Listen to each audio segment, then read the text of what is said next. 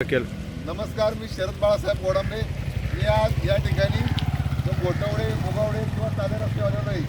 रस्त्याची अवस्था बघा, प्रचंड लोकांना हाल होत आहे. दुग्ध व्यवसाय असन, शालेय विद्यार्थी असन, कला क्रीडा सर्व सांप्रदायिक क्षेत्रातले नवनाथ महाराज हे सुद्धा या ठिकाणी आहे.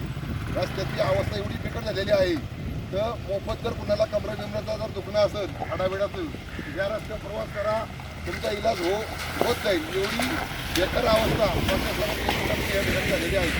अक्षरशः 1 महिना झाले या ठिकाणी 5-6 गावचे नागरिक आहेत ते जात येताना प्रचंड मोठेपणात त्रास होतोय, परंतु प्रशासनाचं याकडे दुर्लक्ष झालेलं आहे. व्हिडिओच्या माध्यमातून मी एकच सांगेन, प्रशासकीय जे अधिकारी असन त्यांनी, सार्वजनिक बांधकाम विभाग असन, PWDचे अधिकारी असन, त्यांनी इथून बघावं.